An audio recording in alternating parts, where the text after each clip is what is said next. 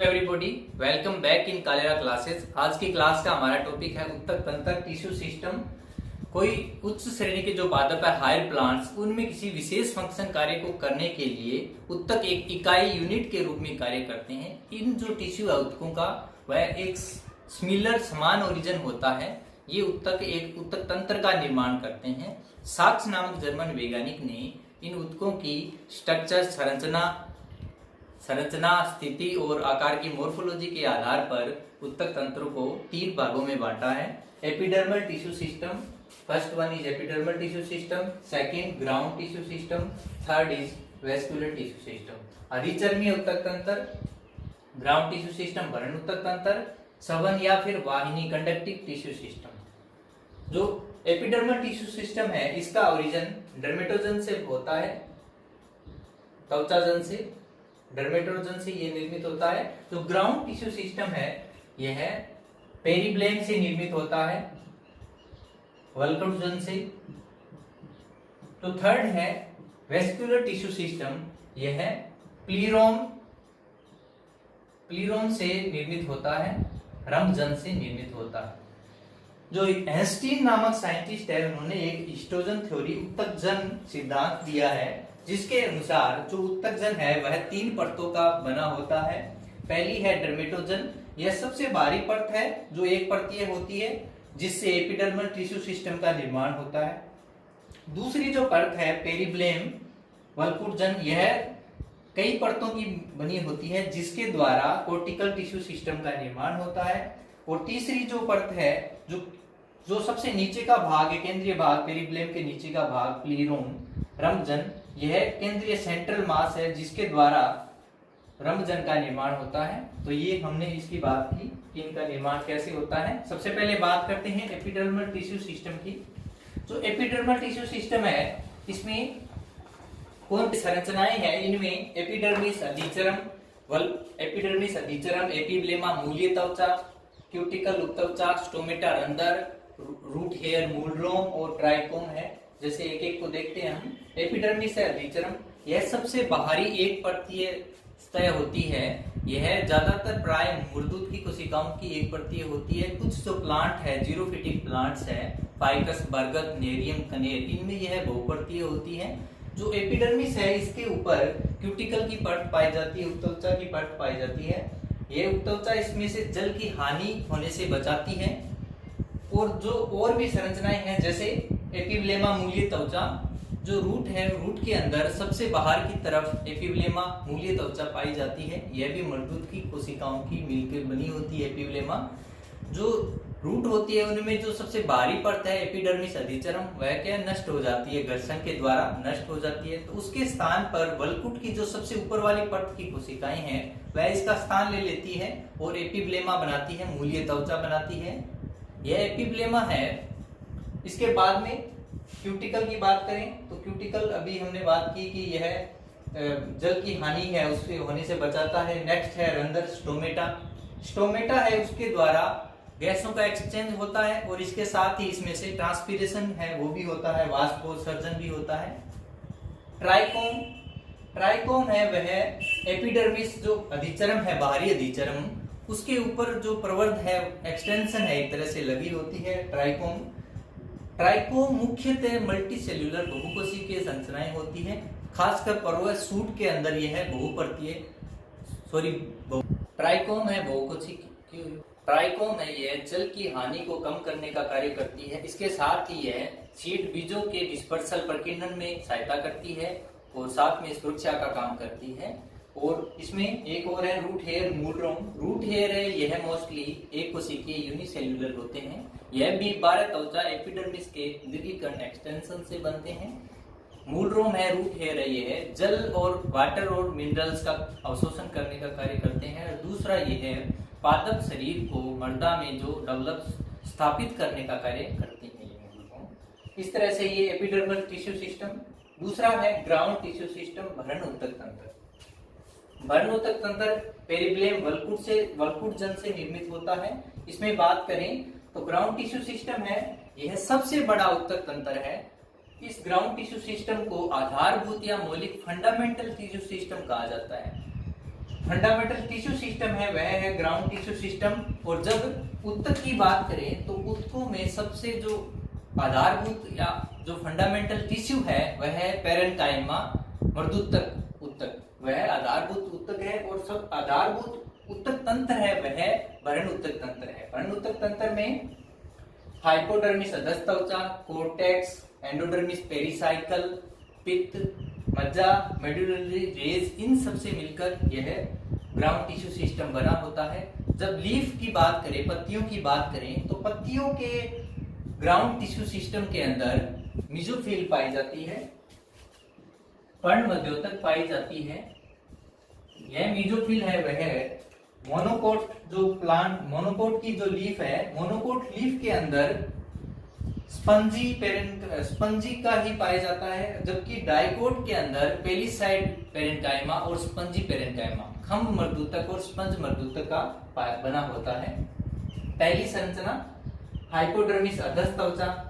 अधस्तर है जो हाइपोडर्मिस है वह डाइकोट प्लांट के अंदर कोलेनकाइमा स्थूलकोण ऊतक की बनी होती है, और मोनोकोट प्लांट के अंदर स्क्लेरेन्काइमा दृढ़ ऊतक की बनी होती है। दूसरा कोर्टेक्स, इसमें कोर्टेक्स है।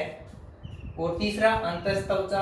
अंतःस्त्वचा है जो एंडोडर्मिस है वह कोर्टेक्स की इनर मोस्ट सबसे आंतरिक परत होती है। कोर्टेक्स है वह भोजन के संग्रह का कार्य भी करता है। पेरिसाइकल, पेरिसाइकल है उसका जो उस पेरिसाइकल के द्वारा लेटरल रूट पार्श्व मूलों का निर्माण होता है। जो मोनोकोट स्टेम होते हैं, मोनोकोट स्टेम में एंडोडर्मिस और पेरिसाइकल है ये एब्सेंट होती है। अगली संरचना है इसमें पित्त और मेडुलरी रेज, पित्त और मज्जा किरणें। भरण ऊतक तंत्र में सरल ऊतक पेरेन्काइमा, कोलेनकाइमा और स्क्लेरेन्काइमा होते हैं। मर्दूतक, स्थूलकोण ऊतक और दृढ़ ऊतक होते हैं। भरण ऊतक तंत्र है ये भोजन का निर्माण करता है, संग्रहण भी करता है और यांत्रिक सहारा भी प्रदान करता है भरण ऊतक तंत्र। अब तीसरा है वेस्कुलर टिश्यू सिस्टम या फिर कंडक्टिव टिश्यू सिस्टम, संवहनी या फिर वाहिनी ऊतक तंत्र। संवहन ऊतक तंत्र है, इसमें जटिल ऊतक जाइलम और फ्लोएम होते हैं, दारू और पोषवा ऊतक होते हैं। इसको विशिष्ट ऊतक तंत्र कहते हैं।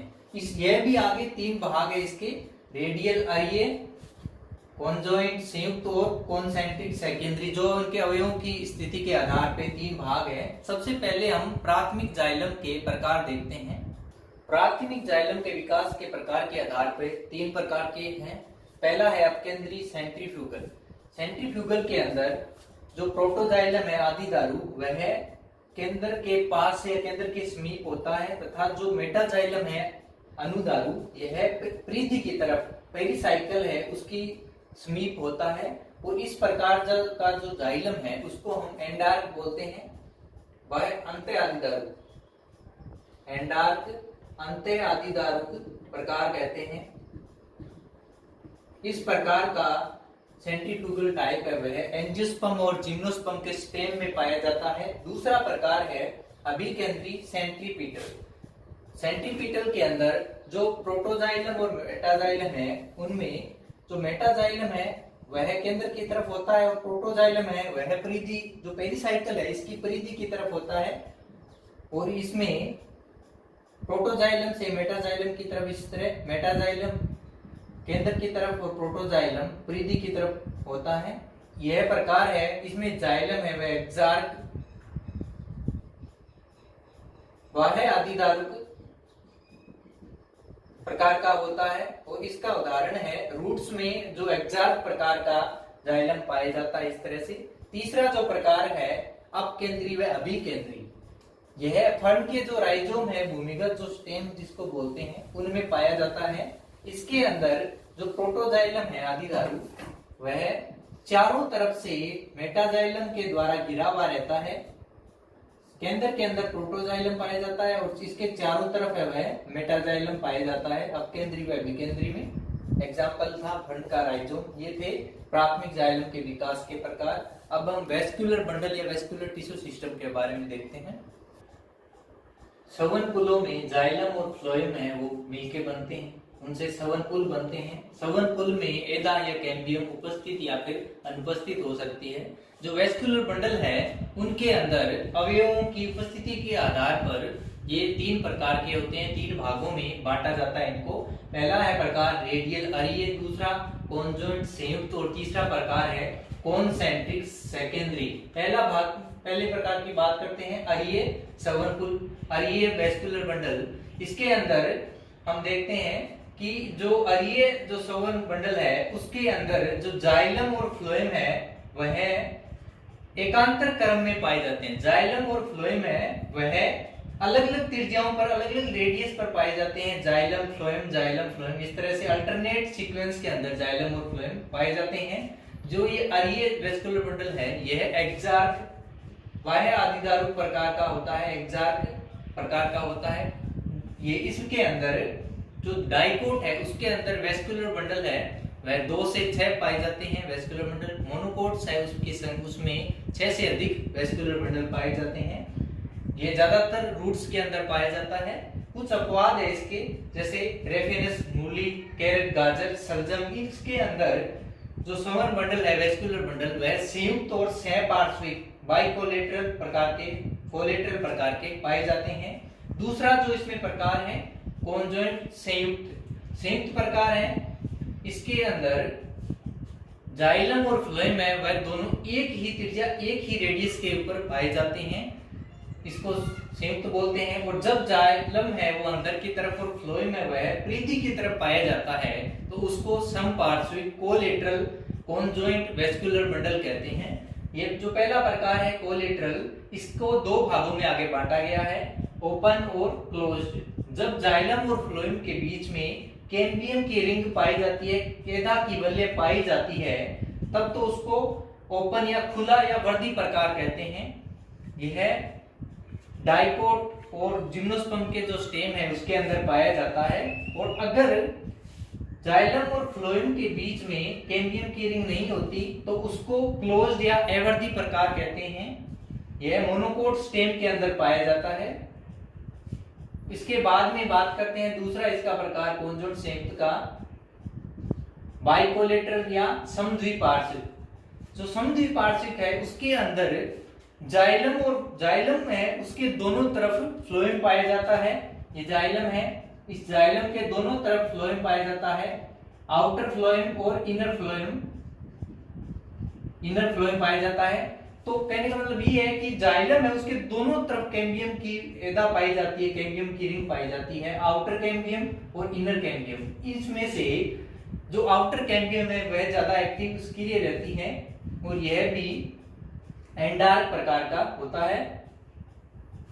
तो ये बाइकोलेटरल है, समद्विपार्श्विक है, यह हमेशा ओपन वर्दी प्रकार का पाया जाता है क्योंकि जो कैम्बियम है वह इसमें पाई जाती है, 2 कैम्बियम पाई जाती है। जो ओपन और क्लोज टाइप है यह कैम्बियम के आधार पे होते हैं। अगर कैम्बियम एदा की वैल्यू पाई जाती है तो वह तो हो गया ओपन टाइप, और अगर कैम्बियम नहीं है तो वह हो गया क्लोज टाइप। जो बाइकोलेटरल है यह कुकुरबिटेसी कुल के पौधों के जो स्टेम है उनमें पाया जाता है। इसके साथ ही यह एपोसाइनेसी और सोलेनेसी कुल के कुछ पालतू पौधों के तनों के स्टेम में पाया जाता है।